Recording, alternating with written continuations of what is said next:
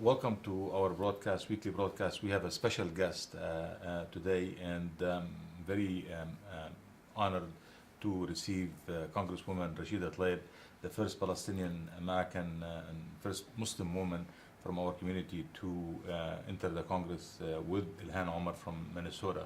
So I'd like to welcome you, Rashida. Thank you so much for having me. You know, we are used to you as Rashida. Yes, you can call me Rashida. That's well, you know, I'm not used to being called Congresswoman well, yet. the name itself has probably became bigger than Congresswoman. So especially after your statement about mother whatever. Yeah. There. So tell me, is this storm now is fading about the calling the president? Well, the storm has been coming. I mean, I think, and Osama, and you know this from my relationship with you in the past. I mean, I even from the first day of my orientation, I got my first real death threat. I mean, and the hate mail was coming way before that comment. The fact that I was, not only a Palestinian, but also a Muslim American woman at a time where not only once, but 3 times this administration has banned Muslims from this country. And just the alone announcement of Muslim banning, even though I'm here, you're here, many of us that share the same faith are here now. The fact that when you announce that, it encourages a lot of violence and hate towards people of Muslim faith. And all of that was there. Even when I was running, it was there. Some people say that just because you are a Muslim, just because you are an Arab American and you're a Palestinian and you are a member of Congress, you should not and you should not have said this word. And also, they say that you said it in front of your kids, which it was not true. It was not true. You were talking about your kids when you said it. So can you elaborate a little bit? Sure. I mean, first I want you to know I'm not going to always be that polished politician. I never have been. In the 6 years I served in the legislature. We would be very disappointed if you are. I know, but I want people to know, alhamdulillah, I am a person that very much is very proud of who I am. Yeah. Very proud of being a Muslim Arabiya and all these things. I'm proud of growing up in Detroit so much. Yeah. But a lot of, who I am and the fact that I'm very direct, sometimes very, very unapologetic about, holding people accountable. Even Arab Americans in my community that were business owners, people said, back off, these are Arab, we should really, really try to, support each other. I said, well, if you're not following the law, I'm gonna go after you, and that's it, because it hurts my families.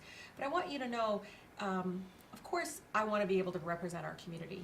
But there are Arab Americans before me, right? There's Justin Amash that currently is the Arab American serving in Congress. Who's a Palestinian too. Yes, but many people don't know he is, right? But I think, my approach to public office has been this way in many ways. Yeah. I got recalled by a billionaire my first term in office because Mari Maroon, Yeah, exactly. And a lot of people also don't know that. So this is not the first time you stand against a billionaire. Absolutely not. And I've always taken this approach of going beyond the legislature. So there's some people that will stick into the box of introducing legislation or trying to support different things, various committee process. I'm very good at that, but I'm also very much about getting movement and really trying to elevate the voices of my residents. One of my residents says to me, Rashida, I would never use that term. She's a seasoned resident, a senior citizen, and she said, I would never use that term, but when you said it, I felt freer. Yeah. I felt very much like this is a country that makes me feel less that I belong. Yeah. And she's the African American woman in America that feels like she less belongs because of the president of the United States. The constituents in your district, which is the 3rd poorest district in the nation, how did they feel about this? Oh, very proud. I think there was more people saying, yes, finally, somebody speaking truth to power is what some of them will say. I think everybody knows that I ran on impeaching the president. I said, this past election, and you know this, Osama, I mean, this was electing the jury to impeach this president. There was obviously very much an agenda, and you saw from people coming out to vote for 2016, I think it was 3.1 million people. This time around, 4.3 million people came out to vote this time in Michigan. That drive was because people wanted something different and something where they feel like they can relate to me and many of the new members that are coming in. I didn't run to become the first of anything. You know this. Yeah. I ran because I really don't like bullies. I don't like when the corporate assault on our working families continues to get unchecked. I have the 3rd poorest congressional district. but close to nearly half of my families don't own their own home. You ask them, they can't get loans. I mean, you would think that we were back in 1960s where, you know, banks purposely, intentionally discriminated against black people. They can't even afford insurance on their cars. You know? We have the highest. 48227 is in my zip code, is in my district zip code, that we have the highest car insurance rates in the nation. I mean, it's over $5,000 just alone in that zip code. And it's all because they're using things like credit score, using other things to get around these, you know, we're not intentionally discriminating. We're not going to do this. But that's why I'm introducing Justice for All Civil Rights Act, where we can change the threshold by saying, look, the 64 Act was beautiful, it was done, but the way the courts interpreted it was now you have to show this high threshold of intent of discrimination. I'm saying if you can show that the impact, like driver's license responsibility fee, we all knew it directly impacted communities of color. That if we can show that the impact on the ground is discriminating against people based on their income, color, race, whatever, then that is enough for us to say that there's a civil rights violation. Yes, Rashida, 30 days into your first 2 years term, where do you stand right now? Which committees do you serve on? I know that you serve on 2 committees right now. What are the committees, and what is their, you know, briefly, what do they do? I am on one of the exclusive committees, which is very rare for new members to get on, but the chairwoman is very known. Many people know her as Khalto Maxine Waters, or Auntie Maxine. But anti-Maxine. So Chairwoman Maxine Waters, the first African-American woman to chair the Financial Services Committee. And this is where we have oversight over Wall Street, over banks, corporations, car insurance industry. I'm going to be sitting on a consumer and housing policy. So I'm going to be able to, you know, hold some of these industries in check of saying what is going on with the lending industry. I mean, this is an institution we all bailed out. The public bailed out over and over again, but we still see barriers for you know, access to economic opportunities, especially, you know, our working class residents, that people that, you know, are working in the service industry that still don't have access to home ownership and all the other things that I think are really important and part of the American dream.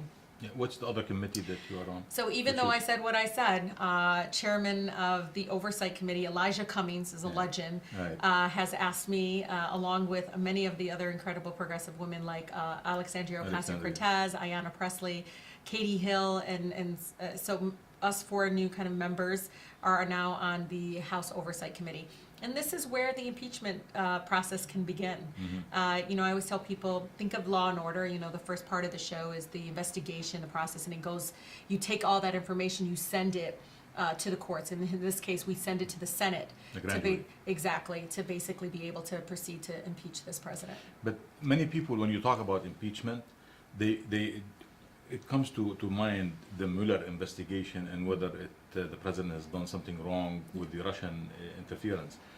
But you're calling for the impeachment of the president had absolutely nothing to do with the Russian investigation. Nothing. Can you explain this? Because a lot of people don't understand this. Yeah, and I wanted to elaborate on this. Some of your junior or freshman congressmen and women, they appeared on Face the Nation 2 weeks ago, and the 4 of them, 2 women, 2 men, they were freshmen in the Congress. They disagree with you that maybe it's premature right now to call for an impeachment for the president. So what are you calling for exactly? Yeah, so my articles of impeachment is going to be solely based on the fact that in the Constitution, there's literally a provision, a clause that says any sitting president of the United States has to completely divest from their foreign or domestic investment. So the Trump organization is still being run by this president. And why that's important is such a dangerous precedent. Understand that when you have a sitting president right now that hasn't divested, hasn't provided their taxes or shown that, I have interest in Russia, I have interest in Saudi, I have interest in all these other places, and these are, you know, and this is he's still running the business? Exactly. Literally, he is not divested. And you can see that from the fact that I wanted to explain what we're talking to the layman over there. You know, average people, they don't understand the terms.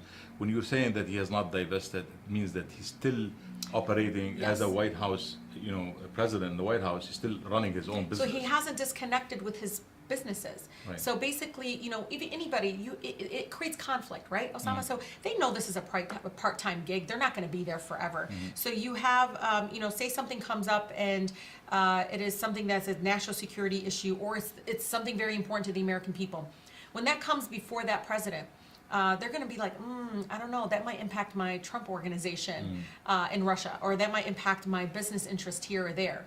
and maybe some other connections that he has, maybe some other investments that we all are not aware of.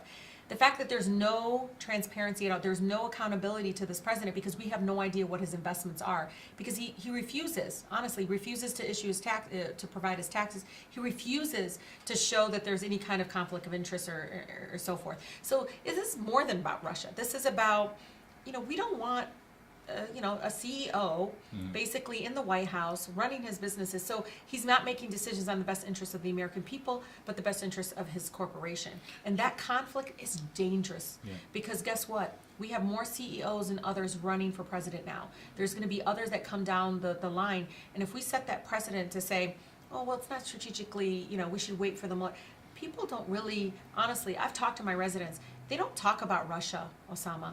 They talk about, is he making that decision because he's trying to make money off of us? You hear that kind of conflict of like, whoa, he's not supposed to be doing that. Okay, my question to you is, why those freshmen from your class, they are not in agreement with you? Look, I think we all are very diverse in who we represent. I can tell you it takes a lot of courage to be on the forefront with Maxine Waters, Al Green, other senior members of Congress. These are people that have been there, at least 2 decades, both of them. They support moving forward on impeaching this president. So with my new colleagues, I want folks to know, we all have diverse districts. We're going to represent our district. I heard overwhelmingly there's a sense of urgency on the part of my residents in the 13th Congressional District of holding this president accountable.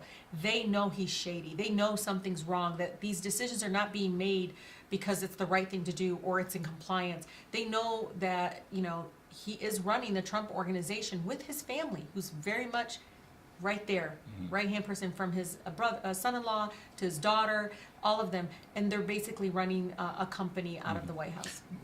Don't you think that you are rushing into this as soon as you hit the ground running in Washington, that you're filing your article of impeachment?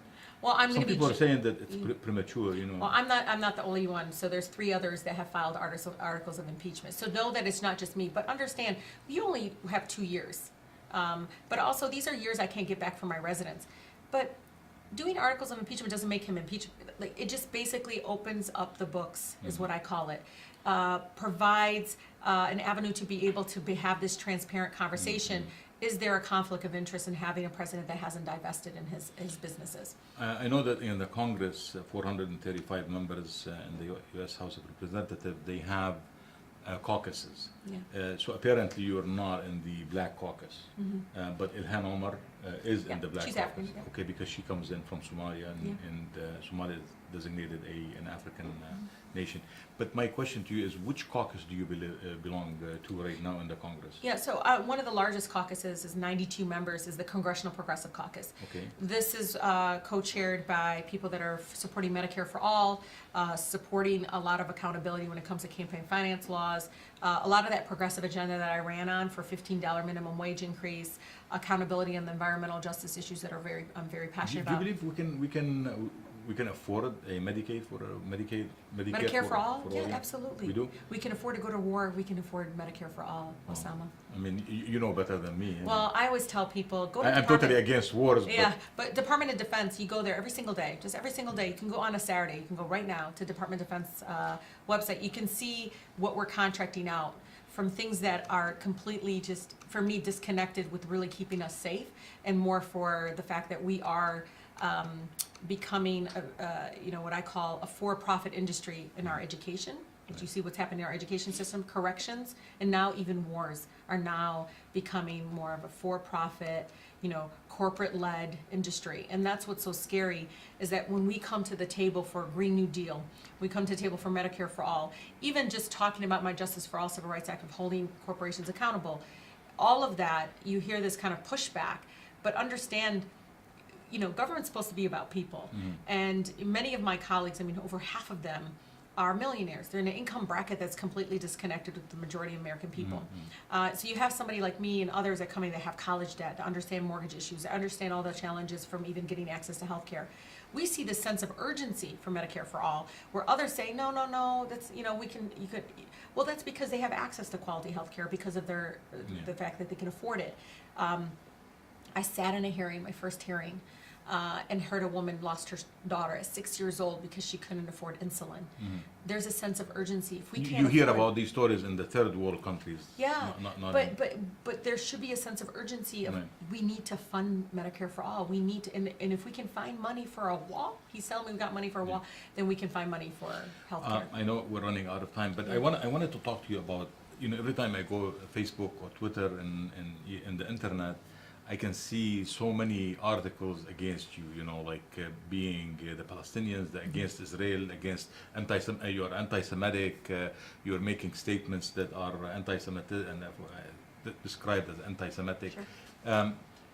Tell me a little bit, how are you dealing with this? Because it's not easy for the pro-Israeli lobby to have a Palestinian American like Rashida I know. being there. So how are you dealing with this? I mean, it's very painful to be, called basically a racist. With somebody, I ran Take on Hate, but also I served in the legislature for 6 years. I've been an activist for most of my life.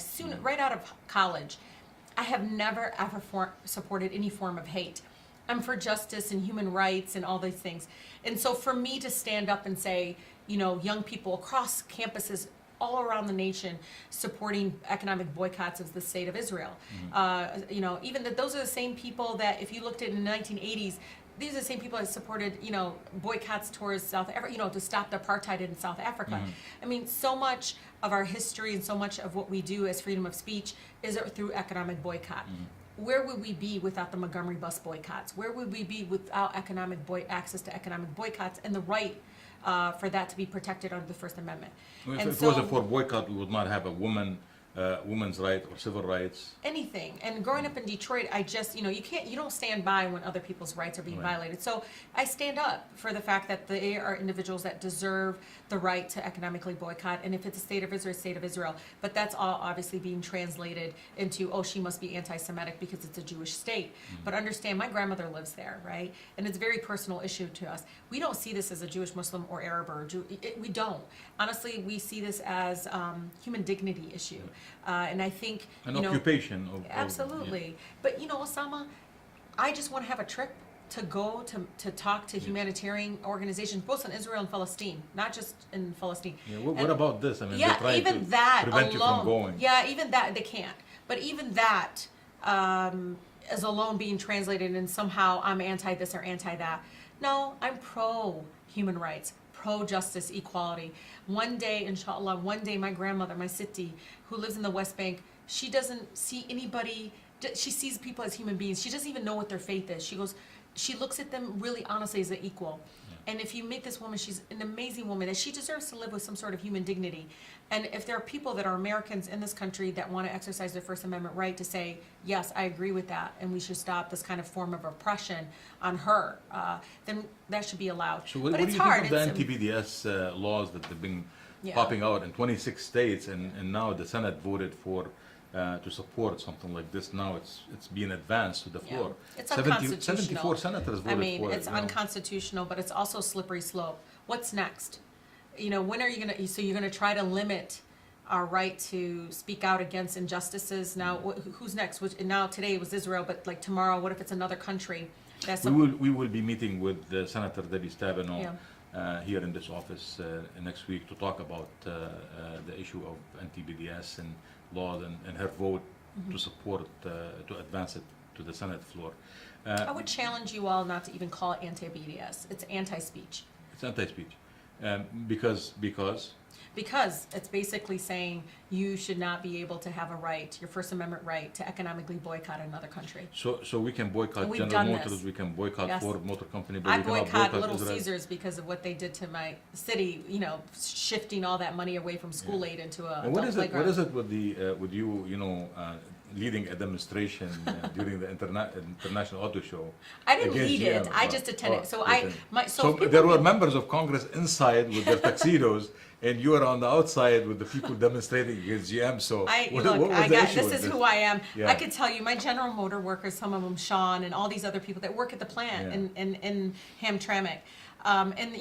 Most of that plant is in my district. But I got to tell you, these are General Motor workers that said, Rashida, we're going to do a protest. Would you like to come and join us? I said, yes. I would say yes, even if I wasn't a member of Congress. I don't think it should change Did because you get I an am. invitation to go into the gala? Yes, yeah, I got tuxedo invited. Yeah. the high-level gala, $1,000. Yeah, but I decided to be with my residents. Okay. Yeah, fine. and actually, uplifting them by being there, it shows that they have credibility, Osama. These are real people, thousands of people, and understand they're UAW members. That yes, the federal government bailed out General Motors, but people that don't talk about this, the UAW gave so much concessions to General Motors that no one's talking. It's in a contract, private contract between UAW and General Motors, that in exchange they were not supposed to close any more plants. There's tiers when it comes to workers. Some don't even have access to real pensions, retirement. I mean, so much, Osama. And so I needed to be out there with my workers. I mean, what we did, we said, look, GM got bailed out, and we got sold out. That was our chanting. Yeah. And we said, enough is enough. We're tired of bailing out these corporations that later on abandoned us after we gave up so much. How do you see yourself? This is my final question to you. How do you see yourself in this year, in Congress? What are the best accomplishment you'd like to make? Yeah, what you'd like to accomplish? Yeah, I want to have very successful neighborhood service centers, 4 of them throughout my district. Mm-hmm. And this is where we can help get people through everyday issues. Osama, me and you and all of us can advocate and get Medicare for all. But right now, these are years I can't get back from my residents. So I need to help them get access to healthcare now. So if it's through my clinics and through other things. But also every single day, my residents are, feeling the pain of the economic injustices. And I need to be a phone call away and to be able to help them through that. So the 4 centers will be throughout the 13th Congressional District. We just opened ours up at River Rouge City Hall. We're going to open up 2 in Detroit. We're going to open up one in Western Wayne. And it's really important, again, to be rooted in the community. Most of my staff will be here in the 13th versus in DC. And that's where all my bill ideas come from. But my success, I hope, is obviously having this successful, service center, which I think will raise the bar of what we expect out of our members of Congress. We don't want resolutions. We don't want you just to attend events. We want you to actually pick up the phone and advocate for us. And on top of that, I want people to look to me and say, oh my gosh, she's not afraid of corporations. She stood up to corporate greed through Justice for All Civil Rights Act. She stood up to corporate greed when she pushed back on GM, abandoning our workers. I think when we start changing that conversation of having that kind of political courage and will to stand up to those kinds of corporations, that's when I think we're going to start shifting and seeing, especially my residents feel like they have a seat at the table finally. I said this was my last question. I have one more question. Do you think the progressive movement in the Democratic Party is going to be a factor in losing the presidential election in 2020 because the Democratic Party is so disarray right now, as everybody is talking? Yeah, I don't know. I mean, Osama, I see the Republican Party in disarray. I see it. You have because those. you're in the Democratic Party looking at the Republican. Well, yeah. But we in the Independent Party, we're Yeah. looking at both of them. They're in disarray. But my question to you is: do you think because of the progressive movement making its impact in the Democratic Party that this movement may be a factor in losing 2020? I don't know. I don't think so. Mm-hmm. What I can tell you, this is the largest incoming class that we've ever had since Watergate. Mm-hmm. And most of them are women. Most of them are women that, have never run for office before. They're brand new. How many new members of Congress? I think it's like 64. I think from our side it's 64. I'm not sure, but it's a 64 members of Congress are new from the Democratic Party. Yes. Yeah. And one of the key things that I keep hearing from so many of them is that they're all taking a different approach to how they connect with their residents. I think that's healthy for the Democratic Party. I think we're changing the conversation, and a lot of us are, we're kind of tired with the centrist approach of, well, we got to look at both. And, it's funny because I say to them, the same people that criticize me of saying, let's go talk to Palestinians and Israelis. It's like, but you're all saying we got to talk to both sides. I'm teaching you how to talk to both sides. I'm actually helping you lead a delegation to talk to both sides. Are you going to take the delegation to the occupied territory? Yes, of course. When do you think you're going to do that? I'm not sure. We're looking at the spring, but it'll be open to anybody to come. You take journalists with you or no? I'm not sure. Okay. Well, I want to thank you for your time and want you to promise us to come back again Of course. frequently in here to brief people on what's happening in the presidential race. Do you have any favorites? Not yet. Not yet, No, okay. I'm really focused on my residents, and I mean, look, I getting the service centers up and running, but also really. So you don't making think that sure- you will be campaigning Oh, alongside? maybe, Yeah. maybe. I mean, If Can it, you give us a hint, like so far, who I do you mean, think?